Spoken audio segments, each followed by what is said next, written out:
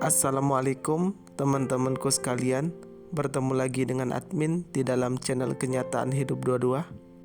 Memang pada dasarnya teman-temanku sekalian, penyakit-penyakit hati, kesehatan jiwa sepertinya di zaman ini sangat penting sekali teman-temanku sekalian. Yang dimana penyakit-penyakit hati ini terkadang mempengaruhi jiwa seseorang. Khususnya di zaman ini teman-temanku sekalian, banyak sekali penyakit-penyakit kedengkian, yang dimana penyakit-penyakit kedengkian ini melahirkan permusuhan di mana-mana, saling caci maki, yang dimana ini menebar kebencian. Ada juga yang melakukan saling membunuh satu sama lain. Ini adalah sebuah penyakit kedengkian yang disebabkan karena kelemahan di dalam jiwa ini. Mungkin disebabkan karena mungkin saja tidak bisa melihat kesuksesan orang lain.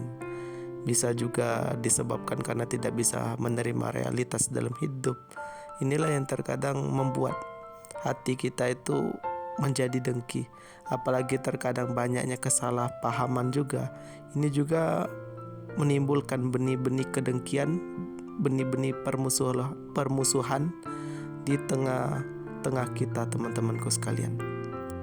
Makanya teman-temanku sekalian, para ulama kita dulu, katanya Buya Yahya, mereka di ketika malam mereka munajat kepada Allah Subhanahu wa taala, semoga hati itu dijauhkan dari yang namanya sebuah kedengkian. Dengan cara mereka meminta kepada Allah Subhanahu wa taala supaya ditutup aib saudara-saudara kita. Karena apabila kita tertampak aib-aib saudara-saudara kita, itu kan timbul penyakit-penyakit hati itu. Mungkin saja ketika kita melihat aib seseorang itu mulai timbul hati kita itu sebuah penyakit-penyakit hati. Apalagi kan terkadang penyakit iri dengki itu kan terkadang lahirnya dari kita itu melihat kesalahan orang lain. Mungkin saja ada orang lain yang berhutang kepada kita, tapi kita itu dia itu tidak membayar hutang. Ketika kita melihat mungkin saja dia pamer-pamer barang-barang bagus, padahal dia itu ada hutang kepada kita. Ini kan lahir benih-benih kedengkian secara tidak sadar di dalam hati kita. Makanya para ulama dulu itu meminta kepada Allah Subhanahu wa taala, semoga hati ini diberikan kecintaan kepada makhluk. Mata ini semoga diberikan atau diberikan perlindungan oleh Allah Subhanahu wa taala dengan cara tidak melihat aib orang lain.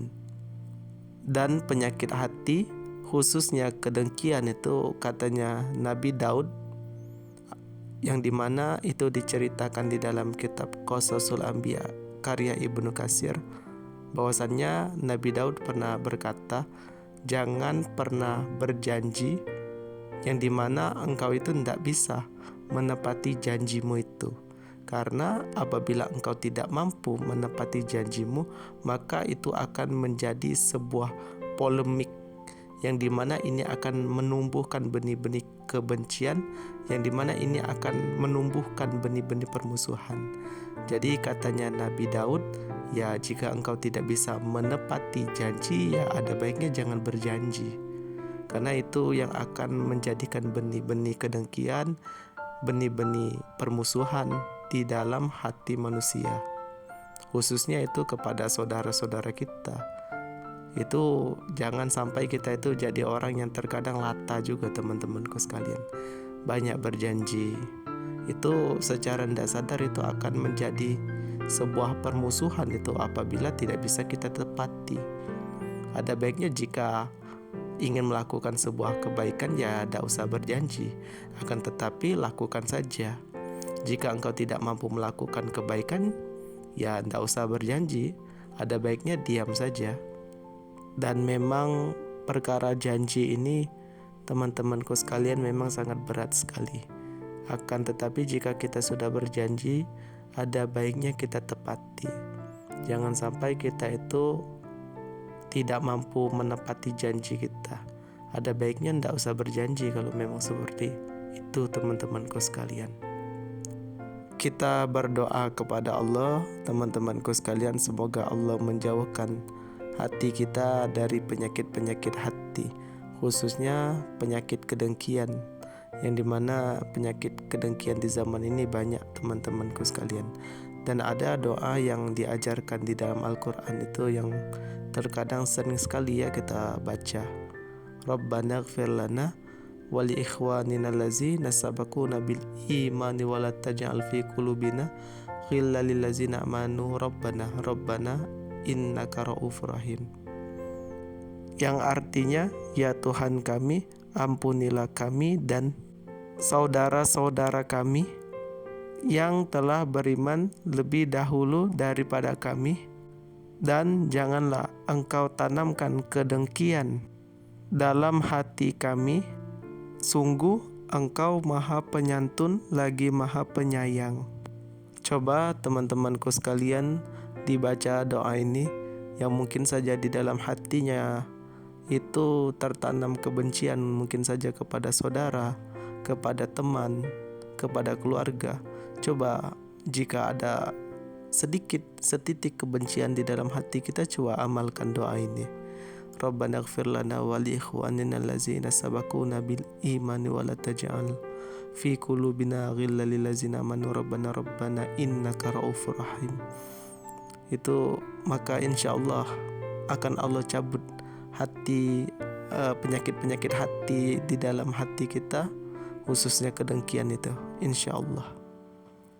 Mungkin bisa dipahami ya teman-temanku sekalian. Semoga bermanfaat. Lebih dan kurang admin mohon maaf. Kepoin terus channel admin, karena masih banyak sekali tentang pemikiran-pemikiran filsafat Islam, pemikiran Islam yang ingin admin bagikan untuk teman-temanku sekalian. Jadi jika ingin mempelajari filsafat Islam itu bisa di kepoin channel ini, teman-temanku sekalian. Itu banyak sekali pembahasan yang sudah admin bahas di sini. Dan bagi kawan-kawan yang mau mengikuti grup channel Kenyataan Hidup 22, grup berbagi pemikiran, itu bisa dihubungi nomor admin, karena di sana kami terkadang bertukar pemikiran, bertukar pendapat, bertukar PDF buku juga terkadang di grup berbagi pemikiran. Yang mau bergabung ya bisa dihubungi WA admin yang sudah admin kasih di deskripsi channel ini. Saya admin undur diri. Wassalamualaikum warahmatullahi wabarakatuh.